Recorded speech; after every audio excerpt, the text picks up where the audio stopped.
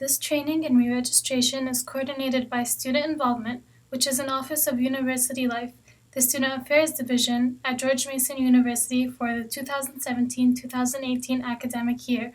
Student involvement is located in the Hub, Suite 2300.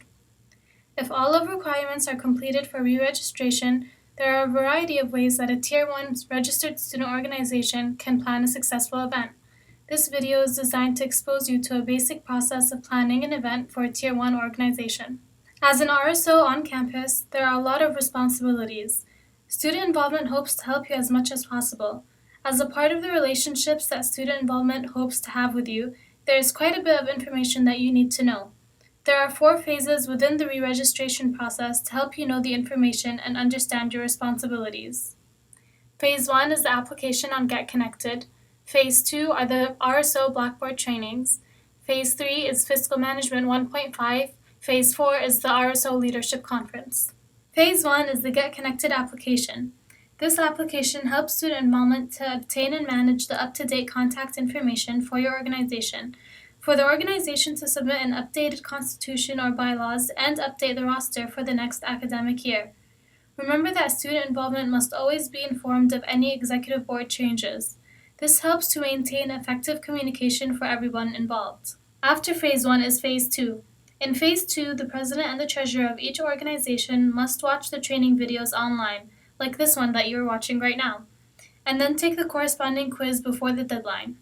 Phase 3 are the fiscal trainings. For Tier 1, Phase 3 consists of Fiscal 1.5, which is the only in-person training required from student involvement. This training helps to understand the funding process more in depth, as well as the intricate rules for spending funding from the university. This also gives you, as the organization, an opportunity to ask more in-depth questions and meet the student involvement representatives that you'll be working closely with. The trainings are often done by the Assistant Director of Student Organizations and Student Government, the Student Involvement Business Manager, and the Student Funding Board members themselves.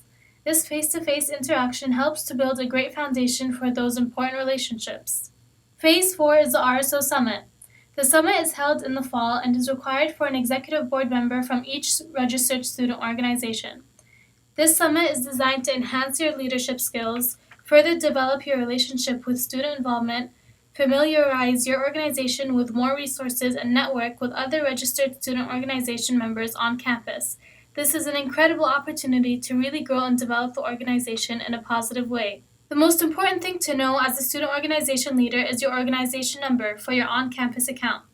This number always starts with 610 and will be followed by 3 digits that designate your organization on campus. This number will be used throughout this video as a way to coordinate goods and services on campus.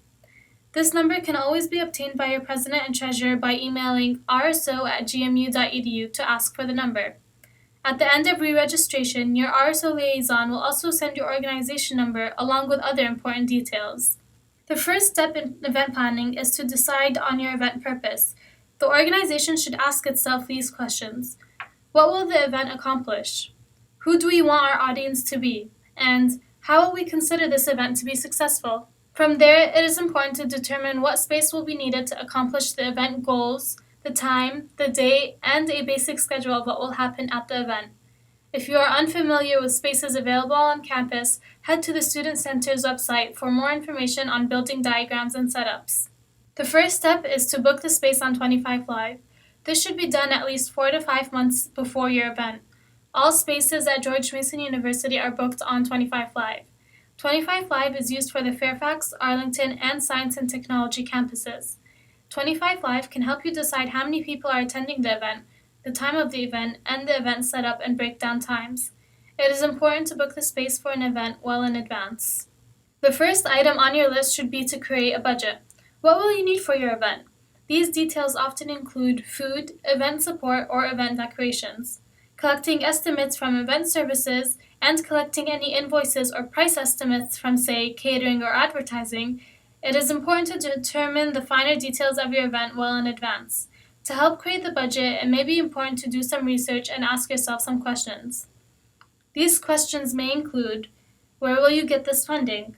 Who will be able to contribute? Should a collaboration be considered? How will you make sure that the audience you had intended will attend your event? How will you make sure that the goals of your event will be accomplished and you will be successful? What are the advertising venues that are available to you? A timeline may help you answer the budgetary questions as well. When does event support, catering, etc. need to be secured? When does funding need to be requested, or when do you connect with collaborators?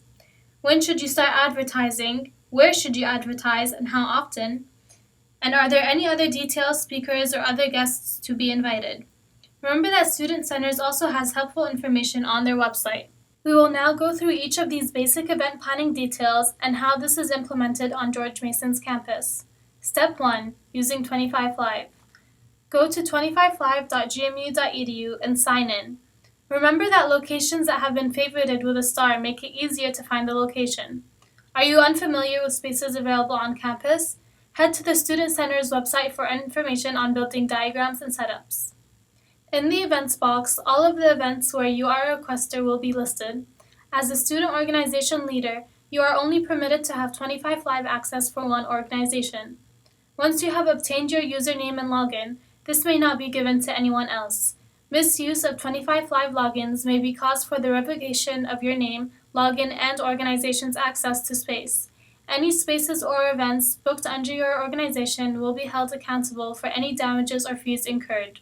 If your organization has booked a space, it is important to always cancel the space if it is not needed. It is extremely important to make sure the organization is communicating this information. An event is considered a no-show if event staff visits the space 3 or more times during the event reservation time and finds that the venue is not being utilized by either the host or patrons of the event. In accordance with the event services procedures and guidelines, if a group is a no-show, a fee of $100 for each large meeting space and $50 for each small meeting space will be assessed. This is intended to encourage fair and efficient usage of our facilities and will be enforced upon the next infraction by your organization or department. For future events, please work with the Office of University Events to identify possible cancellations at least 24 hours prior to your event reservation. Also, if you plan on only using your reserved location for a small portion of the scheduled time, please update your reservation to reflect the shortened time. For a full list of our space usage guidelines, cancellations, policies, and other event information, please visit our website at the studentcenters.gmu.edu website. To create an event, search for a specific location. Click on the blue tab titled Location. To make a room a favorite location, click the star on the left. There are 3 different tabs: List, which includes the items that are available with the room; Availability, which includes the dates which the room is available; and Calendar. On the Availability tab, the green space means that the room is not available, and the white space means that the room is available. Once you click on the desired space, you will be prompted to the Events Wizard space. To create an event, you should start by entering the basic event information. Enter the event name and be as specific as possible. Event name and event title will be the same.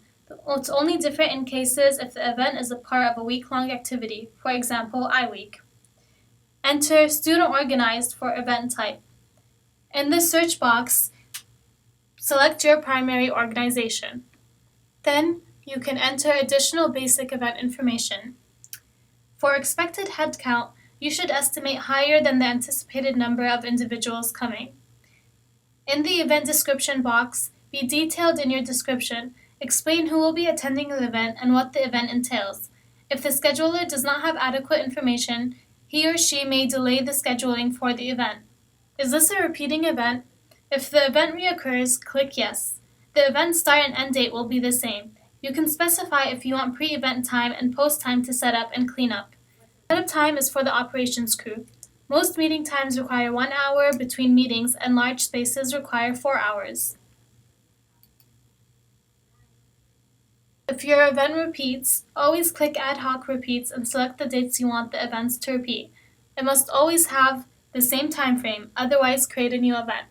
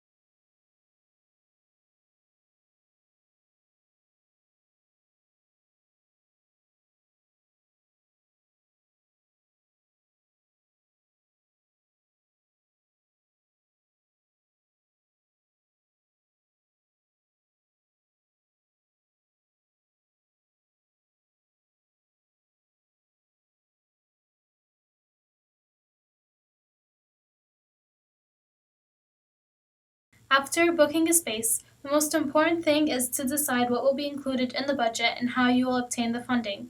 The first item on the budget list for campus planning would be what you would need from event services. Event services staff are here to help you put on your event. Their staff consists of operations assistants that help set up your rooms, the services concierge staff that will help answer questions and troubleshoot issues, and the event services professional staff that can help determine what may be the best for your event.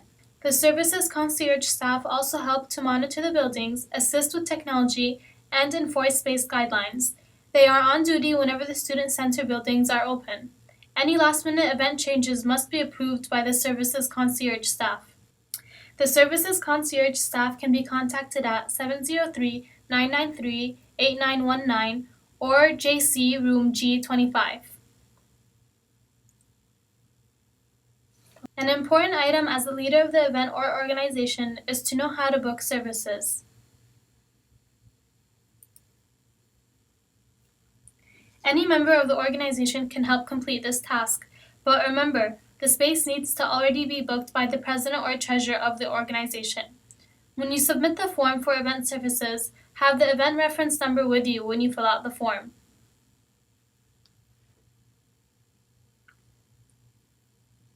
Remember, you can use this website to look at helpful diagrams as well as capacities for each room. Remember, to pay for event services, that is all taken care of internally in student involvement via the business manager. The next item to determine is what catering, if any, will be used for the event. In this section of the training, we will go over how to book Sodexo, which is our on-campus catering, as well as important items to remember for off-campus catering.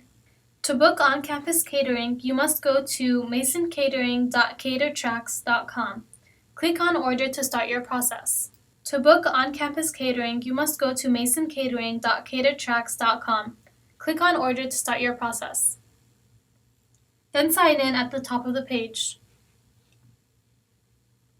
As this is a new website, it is important to do some exploring so you know what the options are from Sodexo for your event. If you click on the icon at the top that says Explore, this will allow you to look at different menus, including the flavors menus, as well as others. Another short 1-minute video you can watch is Ordering Made Easy. To order, click on Flavors after you have signed in. Remember to type in your event date and number of guests, and to review the options as prompted on the side. There may be dates that are blocked off. This means that unfortunately, Sodexo is unable to provide services on this day. After placing your order, click on Proceed to Checkout and fill in the corresponding information. After reviewing your selection, you will then go to Payment Information. All RSOs will choose State Account. You will then enter your 6-digit organization code and choose Student Club Function from the drop-down menu. Then fill in the name of the event description, and choose Margot Thorson, SIBudget@gmu.edu as the approver from the drop-down menu. Remember, to pay for Sodexo, that is all taken care of internally in student involvement via the business manager. You may include as many emails to CC as you want to share this with your president or treasurer for event information sharing purposes. Remember, it is always important to communicate as much as possible to fellow members of your organization. The more everyone is informed, the better an event will operate. The other option is to have off-campus catering. These vendors can be found on the approved catering list available at this link, approvedcatering.gmu.edu. You must always check this list as it is constantly updated with vendors being added and removed based on the insurance and information being updated. As an organization, you may not have any catering that is not on the approved catering list or Sodexo catering. This is important to remember as the Commonwealth of Virginia does its due diligence on maintaining insurance records and important information regarding these vendors. Another thing to note is that all food items must be prepared by an approved caterer or Sodexo. Food items must be given out as individually packaged by a manufacturer. This means that bake sales or potlucks are not permitted on campus. Food may not be prepared by anyone other than an approved caterer. An example of this would be donuts or cookies. When having these at an event, be sure to purchase the individually packaged item versus having them in a box or bag where people are welcome to help themselves. People at events should be able to determine at all times what is in each item they are consuming. Remember that the process is different for paying an off-campus vendor. However, the payment process is the same whether you have self-generated revenue or are using Student Funding Board. These funding options will be reviewed later in the video. With both self-generated revenue and Student Funding Board money, you will always need to arrange how you will pay your off-campus caterer. As the event organizer, you need to ask the caterer what type of payment they will accept. The question you will want to ask is, will you take a purchase order from George Mason University? The best type of caterers or vendors to work with do take purchase orders from the university. This type of payment allows the university to arrange payment without having you, the student, pay out of pocket first. It is recommended that you work with vendors to take purchase orders. If the vendor takes a purchase order, then you will submit the purchase order request form to the business manager of student involvement at sibudget@gmu.edu. If the vendor does not take a purchase order and you still want to use the vendor, then reimbursement is the only option. You will fill out the RSO payment request form and email it to sibudget@gmu.edu. Remember that the most important part of this process for an off-campus vendor is to turn in the receipt after the event. All off-campus catering is tax exempt, so you must be ready to give the caterer the Mason tax exempt number for catering. If the receipt is not turned in, the vendor will not receive payment. This receipt must be the original itemized receipt, as a credit card signature slip is not acceptable. Whether you are paying via purchase order or reimbursement, the original itemized receipt must always be turned in immediately after the event. The longer you wait to turn in the receipt, the longer the vendor does not receive payment. If you would like to get an approved caterer on the list, please make sure this is well in advance of your event, a recommended 5 to 6 weeks. The process for the vendor is available here using this link. As a review, catering on campus must be from Sodexo or from the approved caterers list. For Sodexo, the business manager of student involvement arranges for payment for this service. For an off-campus vendor, remember that paperwork must be submitted and payment must be arranged for the vendor. This must always be something that you ask the caterer in the first interaction. The process to pay for an off-campus vendor's services is always arranged by you, the student. You must always turn in forms, either the purchase order or the RSO payment request form, as well as the receipt as soon as possible. For more help with this, remember that the RSO lead team is happy to help at rso@gmu.edu, or you can contact SFB at sfb@gmu.edu. Organizations who are RSOs have access to an organization account on campus. This is the 6-digit number beginning with 610 that is assigned to your organization. This number can be obtained by the president and the treasurer of the organization through student involvement via email or in person. This number is always sent to the president and treasurer by the RSO lead team at the end of every re-registration period. It is good to keep this email for records purposes. Before we continue on how to obtain funding, remember it is always important to keep records of your organization's budgets and financial records for up to 3 fiscal years. This is information that could be requested at any time in case of auditing. There are 2 ways that student organizations can have funding. The first is called self-generated revenue, or SGR. As mentioned in the catering section of this video, self-generated revenue is exactly as the name describes. Revenue or funding that is generated by the organization and deposited into the organization account on campus. SGR can be obtained in a variety of ways. Student involvement encourages organizations to find ways to create their own revenue sources. This type of funding can be spent to the discretion of the organization. Examples of fundraising in the past have been organization member dues, working with a local restaurant to fundraise for a portion of their revenue, and charging admissions to an event. These are by no means the only way an organization can raise money. Student Funding Board is a great place for RSOs to ask for funding, but remember that it is not the only place. Student Funding Board is available to those organizations that complete all phases of re-registration. Tier 1 has access to up to $1,000 for the entire academic year. The application is available on the Student Involvement website and it is a Get Connected form, so the president or treasurer must log in with their NetID and Mason password. When filling out a Student Funding Board application, it is important to remember that this funding does not come automatically to the organization and should be viewed similarly to a grant application. As a state institution, there are certain things that change from year to year that the Commonwealth may be unable to fund. When filling out the Student Funding Board application, it is important to have the space reserved, a budget laid out, and any invoices or estimates for the items being requested.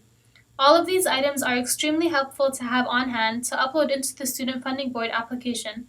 This helps the board to understand what the event will look like, who is involved, and how the event will be successfully implemented. Remember that in order for Student Funding Board to allocate funding, the event must be on Get Connected. Putting events on Get Connected is something that all RSOs should be in practice of.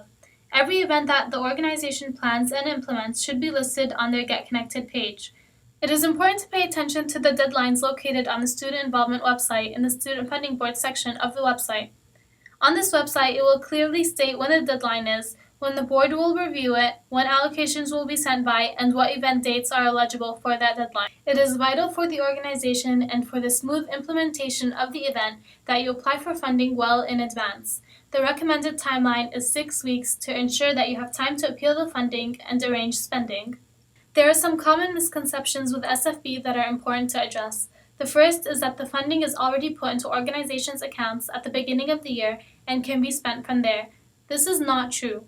All Student Funding Board money must be applied for through the application process, well in advance of the event. The SFB process is similar to a grant process. The application is used to determine what can be spent. Remember that estimates and invoices will help Student Funding Board have a clear vision of what the event will look like. But it is also important to understand that SFB cannot fund everything. Another common misconception is with appeals. To appeal a Student Funding Board allocation, students just need to reply with the items that are requested. To help keep clear communication, no funding is allocated if a portion of the application is missing. This can be as simple as an advisor approval form or the Get Connected event. Once these are completed, reply all to the original email to let SFB know it has been completed or send the information needed. Whether it be self-generated revenue or Student Funding Board, remember that the spending process is the same. On-campus vendors are coordinated through student involvement with your organization number, and paperwork does not need to be submitted. This is the same for SGR and SFB. However, remember you must have requested SFB well in advance to ensure you have the funding. You must arrange all funding with vendors off campus. This means connecting with the vendor to ensure that they will either take a purchase order or if you will do the reimbursement process. A purchase order form must be filled out and submitted to student involvement at sibudget@gmu.edu. If the vendor is willing to take the purchase order as a form of payment, remember you must arrange this with the vendor beforehand.